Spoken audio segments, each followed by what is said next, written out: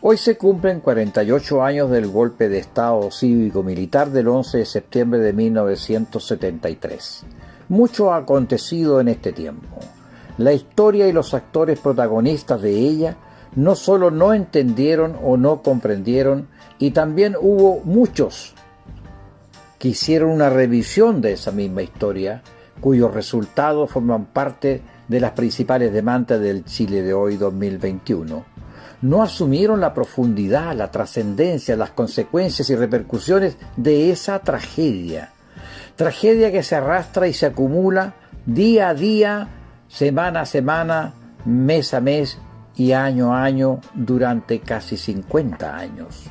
La tragedia desde el 11 de septiembre de 1973, además de institucional, es una tragedia humana, social, política, cuyas consecuencias, reitero, están vigentes hasta hoy. El pueblo de Chile, la ciudadanía toda, durante más de 4 decenios, no fue considerado como un socio, como sujeto activo de esa historia, sino que más bien como un sujeto colectivo pasivo, convocado ocasionalmente a participar de procesos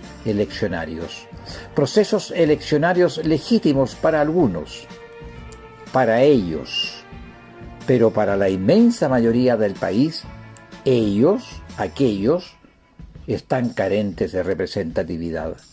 Y aún así, insistieron y se repitieron una y otra vez, los de siempre, los mismos de siempre, siempre los mismos.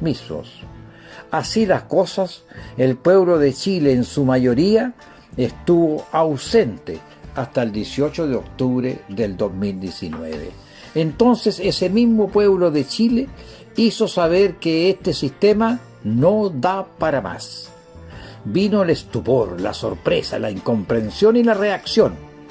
Y la reacción vino por una presurosa aceptación pactada a regañadientes de una convocatoria a un plebiscito. Plebiscito que, como todos sabemos, fue una ratificación de la demanda del país por cambios estructurales de fondo ahora ya. Prueba de ello es que precisamente las demandas sociales que dieron curso al actual momento histórico que vivimos es el eje central de los temas de la actualidad de hoy. Es decir, la Constitución Política del Estado, cuyo instrumento es la Convención Constitucional. De esta instancia debe surgir una propuesta de texto de nueva Constitución que, sometida a plebiscito, será aprobada o rechazada. O lo tomas o lo dejas. Y en caso de rechazo, sigue vigente la actual Constitución. Es decir, la salida más bien se parece a un callejón sin salida. No existe opción de dirimir un paso intermedio.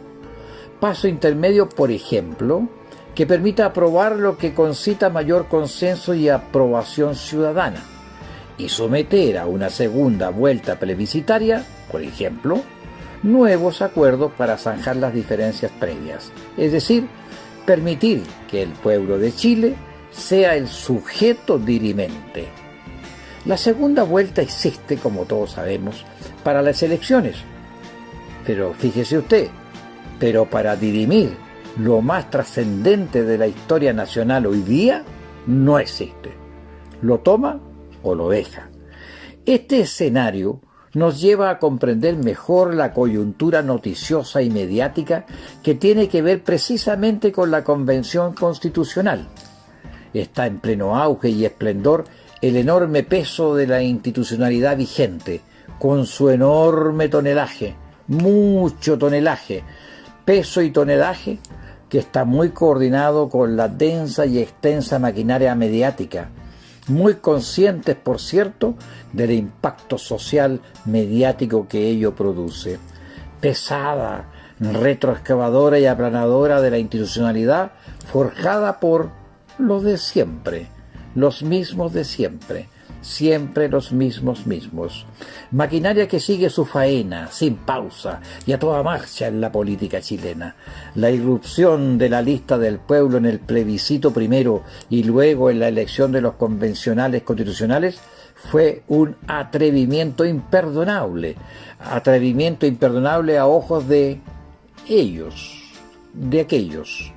No resultaba para ellos ni aceptable, así de improviso, que unos aparecidos, desde la calle, desde los barrios, desde las organizaciones sociales, unos perfectos don nadie, se atrevieran a interpretar, asumir, impulsar y liderar los cambios reclamados de una y mil maneras a lo largo de los últimos casi 50 años.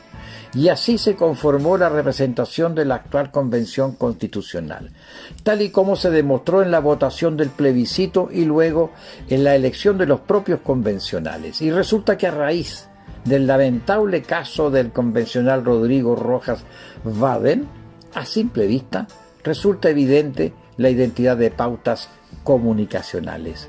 La conjunción de intereses de quienes primero se vieron obligados a buscar una respuesta a las demandas y luego quienes hoy buscan debilitar in extremis la propia legitimidad de la Convención Constitucional.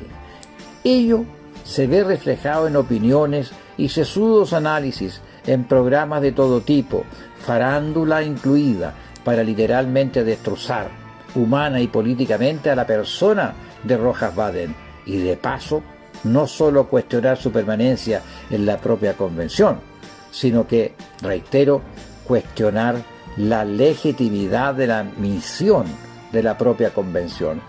Por otra parte, no sería de extrañar que surgieran al interior de la propia convención e incluso del propio Parlamento u otras instancias de esta institucionalidad vigente, aprovechar la coyuntura para elaborar y promulgar alguna ley o reglamento ad hoc para abordar lo que la improvisación, el apuro y los temores en su momento no supieron o no pudieron abordar. Pero eso no es todo. Rodrigo Rojas Vaden es solo un muy bien investigado, pensado y ejecutado detonante para abordar el objetivo de fondo. ¿Cuál es? La Convención Constitucional. No se trata de avalar o justificar las motivaciones y acciones de Rodrigo Rojas Vaden. Tampoco se trata de empatar con otras situaciones. Pero es inevitable constatar la enorme diferencia de los medios de comunicación tradicionales, es decir, televisión abierta, diarios y radios, con algunas muy singulares excepciones. Diferencia sideral, digo yo, al ver la densidad y cantidad de tiempo destinado a ver el caso de Rodrigo Rojas Vaden, en contraposición a los casos, por ejemplo, de los municipios de Las Condes, Vitacura y Lo Barnechea. No existe la misma intensidad comunicacional ni de análisis u opinólogos para abordar los casos en las Fuerzas Armadas, Carabineros y la propia Policía de Investigaciones. Es evidente que el caso de Rodrigo Rojas Vaden, que siendo muy serio, deplorable y que debe asumir las consecuencias de sus dichos y actos, está siendo utilizado grotescamente para debilitar primero y anular después la fuerza, la autoridad, la legítima y masiva representatividad de los convencionales elegidos para redactar y proponernos un texto de nueva constitución política del Estado. Por lo que precisamente está aconteciendo es que necesitamos no solo una nueva constitución, sino que un nuevo modelo y rol del Estado.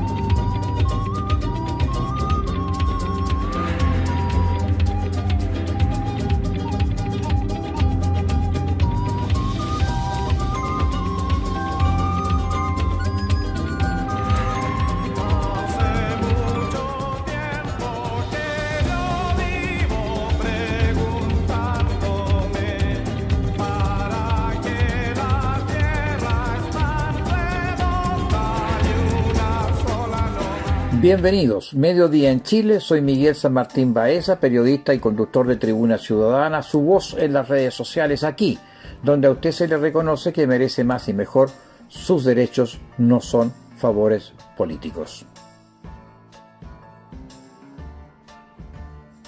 En esta fecha, 11 de septiembre, es oportuno aportar a la audiencia de Tribuna Ciudadana algunos pasajes de nuestra historia y de sus personajes. Sin más palabras, el presidente del Senado coloca la banda y la insignia del mando supremo al doctor Salvador Allende.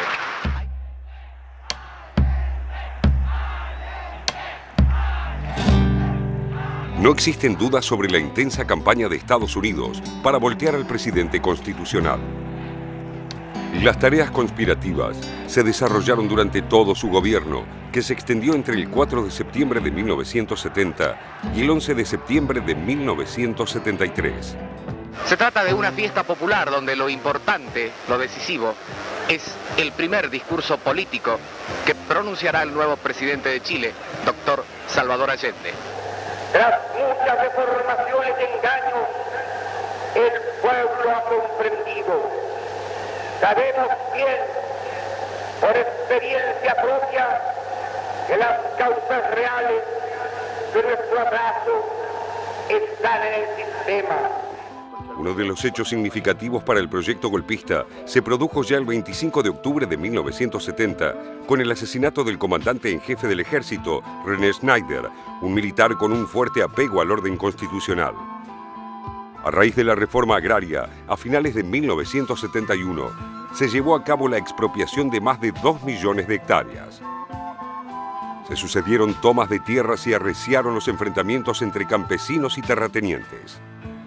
Con la excusa de la situación, los transportistas iniciaron un paro para desestabilizar al gobierno socialista. El paro de los dueños de los camiones contó con el apoyo monetario de la CIA. Soy un luchador social que cumple una tarea, la tarea que el pueblo me ha dado, pero que lo entiendan aquellos que quieren retrotraer la historia y desconocer a la voluntad mayoritaria de Chile. Sin tener carne de mártir, no daré un paso atrás y que lo sepan, dejaré la moneda cuando cumpla el mandato que el pueblo me dio. No tengo otra alternativa. Solo acribillándome a balazos podrán impedirme voluntad de hacer cumplir el programa del pueblo. En marzo de 1973 se realizaron elecciones parlamentarias. La oposición, agrupada en la CODE, Confederación de la Democracia, buscaba obtener 2/3 del Congreso, pero no lo logró.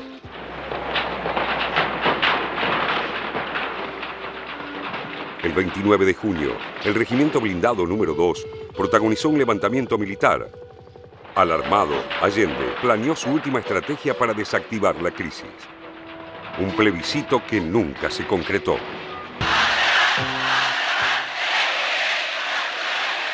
Haremos los cambios revolucionarios en pluralismo, democracia y libertad. Tendrá que ir consolidándose la unidad, tendrá que ir profundizándose la conciencia revolucionaria del pueblo. Creo que cada vez se van a incorporar más y más miles de chilenos a la toma de conciencia de lo que significa el proceso revolucionario.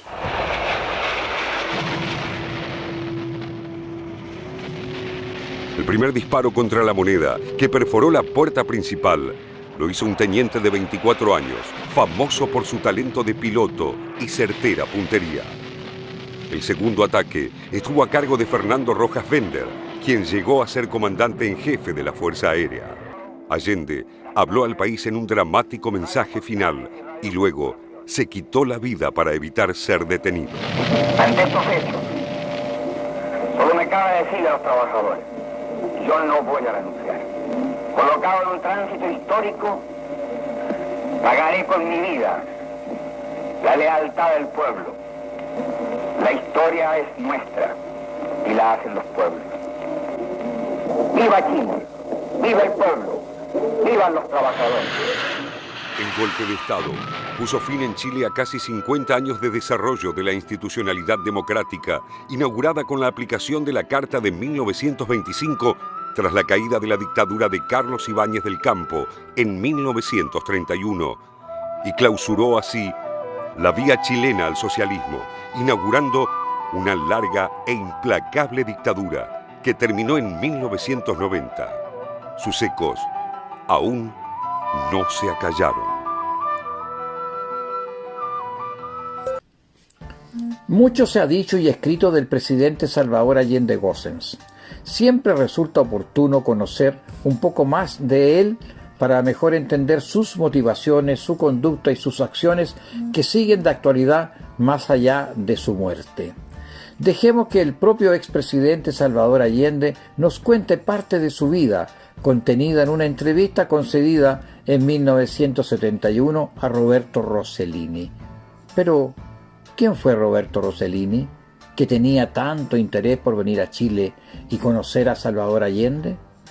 Roberto Rossellini fue uno de los cineastas y directores neorrealistas italianos e internacionales más reconocidos y prestigiados. Él quiso venir a conocer la experiencia chilena liderada por Salvador Allende. Los invito a ver parte de esa entrevista.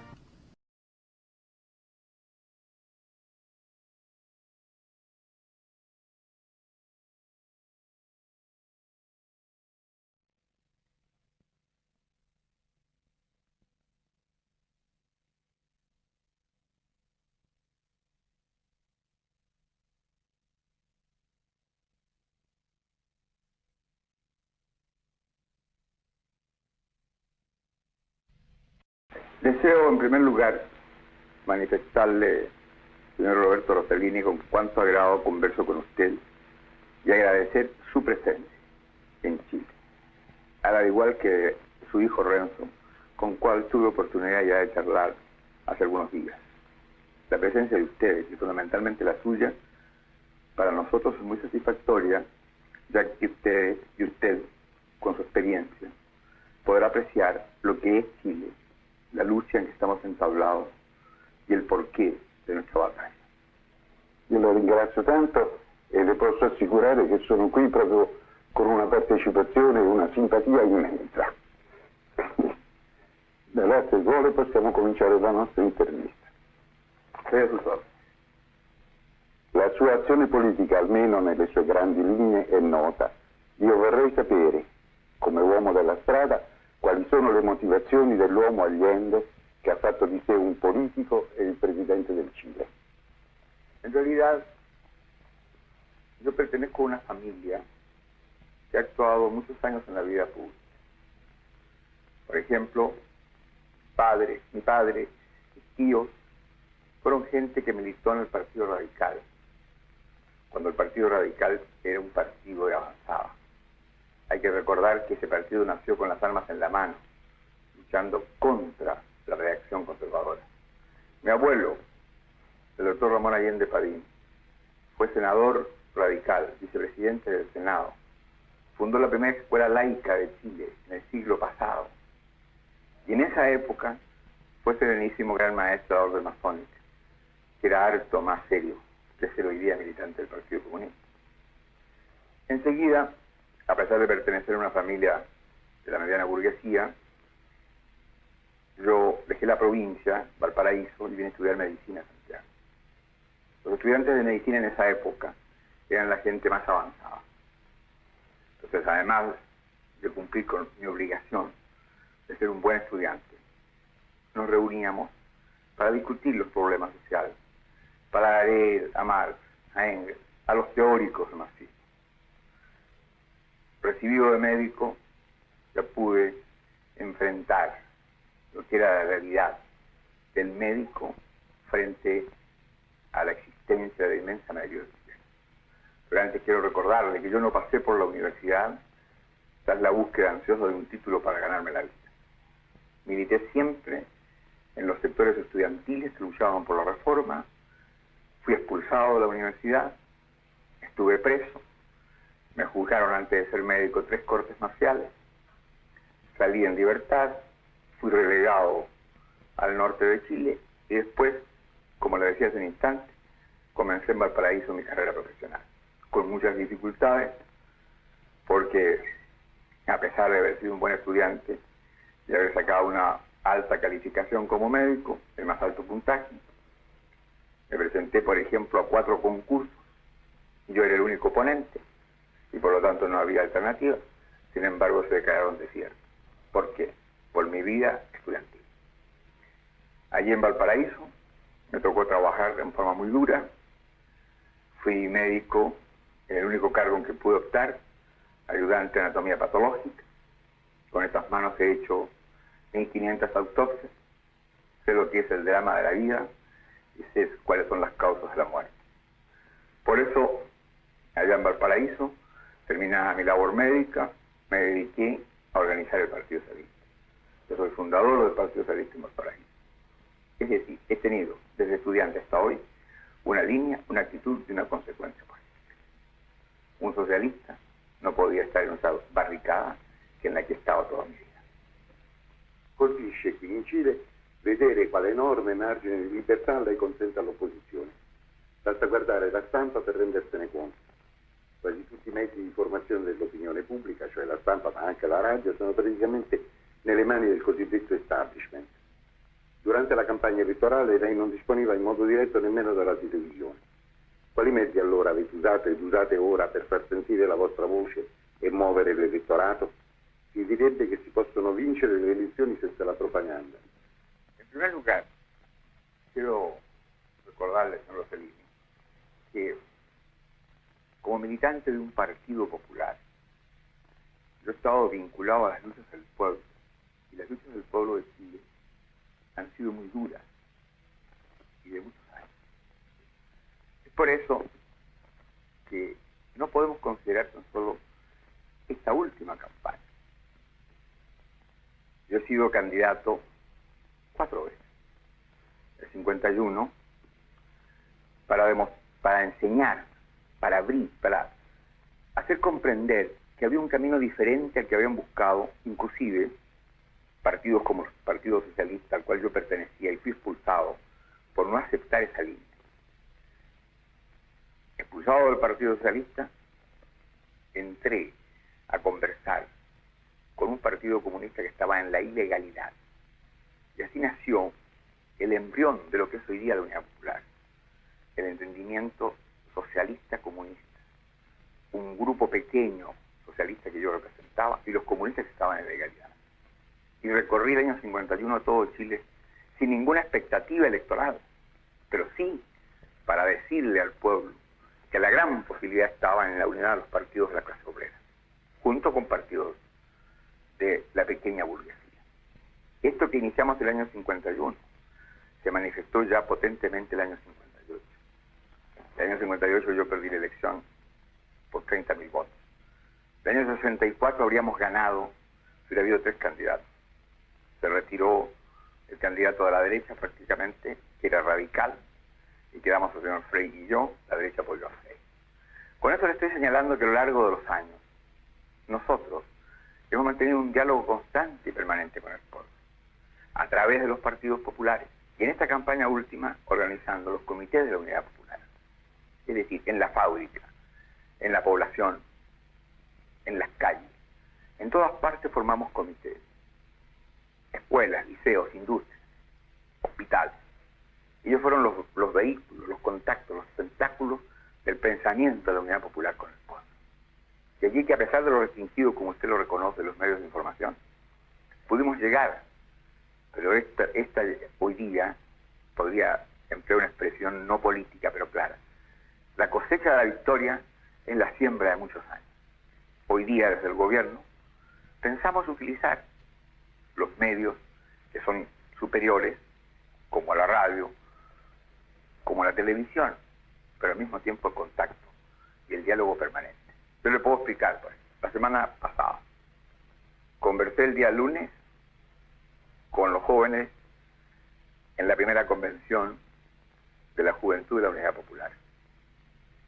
El martes conversé en la CEPAD, mejor dicho, hice un discurso en la CEPAD, planteando la posición de Chile y estableciendo una vez más la diferencia que hay entre los países industriales y los países en vía de desarrollo. Ese mismo día tuve que hablarle a la promoción médica de este año. Al día siguiente hice una clase magistral, el título no viene a lo que dije, pero así se llama, una clase magistral en la Universidad Técnica del Estado. Al día siguiente me reuní con la guarnición de Santiago, 2.000 representantes del ejército, desde el comandante en jefe del ejército hasta delegaciones de los cuarteles, jefes, oficiales, suboficiales y tropas. Y al día siguiente, que era 1 de mayo, tuve que hablar en la tribuna. Usted estaba aquí, o por lo menos ha leído este jornal. L'ho letto nel giornale. Entonces usted ve que el diálogo con el pueblo, con los sectores más amplios, lo he mantenido. Porque también en el transcurso de esa semana conversé con dirigentes campesinos y conversé con dirigentes sindicales de una de las empresas que ha sido intervenida. Este ha sido, no diré el esfuerzo, la tarea que cumplir. Además, los partidos mantienen a través de sus organizaciones contacto con la masa. Y además, siguen funcionando los comités de la Unidad Popular. Algunos con una actividad seria, otros vegetan un tanto. Pero en el fondo, nuestra gran posibilidad es precisamente reactivar esos comités y hacer que los partidos no pierdan el contacto de la masa. Yo no pienso perder. En la próxima semana me iré, por ejemplo, al COB para conversar con mis compañeros, para hacerles ver su responsabilidad, para señalar que obreros, empleados y técnicos chilenos tienen la obligación de entender que el sueldo de Chile es el COB, que tienen que producir más, trabajar más, adecuar las técnicas a su capacidad y a la realidad chilena. Porque indiscutiblemente, si nosotros no aumentamos la producción, si no somos capaces de cumplir las metas que nos hemos trazado, que representan un incremento más o menos de un 26% en relación con el año pasado, todo nuestro presupuesto se nos viene abajo. De allí, usted comprenderá, señor Rossellini, la importancia que tiene de elevar la conciencia política de los trabajadores, el hacerles entender cómo ellos, y de ellos, depende la revolución, cómo ellos son el factor fundamental de eso. La historia del presidente Salvador Allende está jalonada de episodios que trasciende su propia trascendencia, si se me permite la redundancia.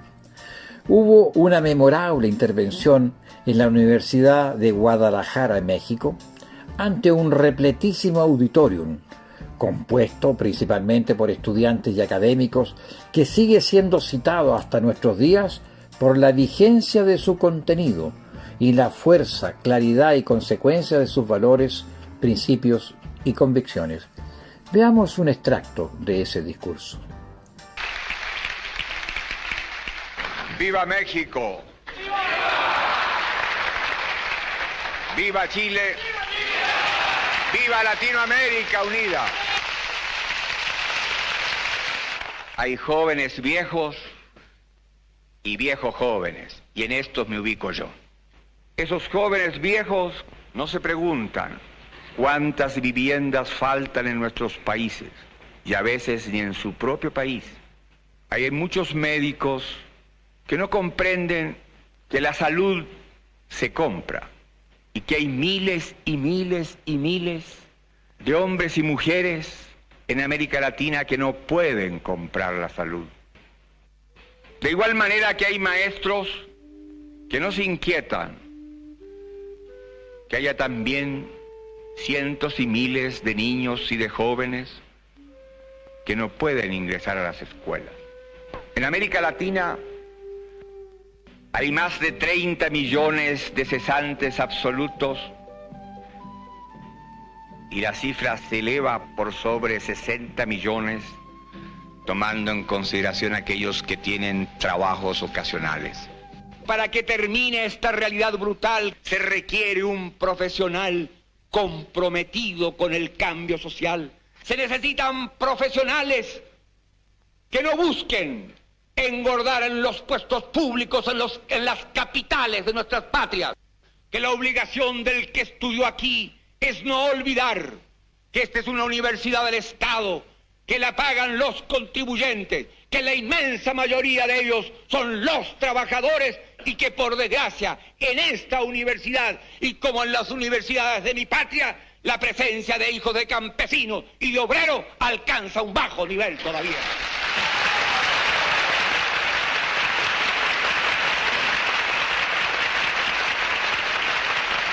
La juventud tiene que entender, y nosotros en Chile le hemos dado un paso trascendente.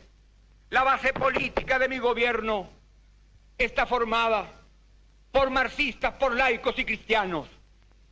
Y respetamos el pensamiento cristiano cuando ese pensamiento cristiano interpreta el verbo de Cristo que echó a los mercaderes del templo.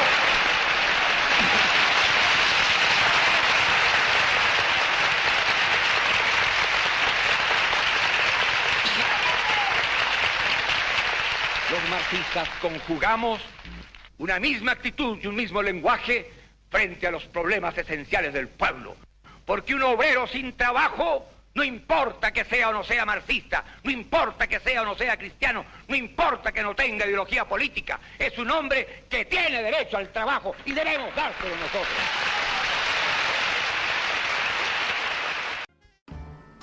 Esta fue su Tribuna Ciudadana Semanal. Hasta el próximo sábado.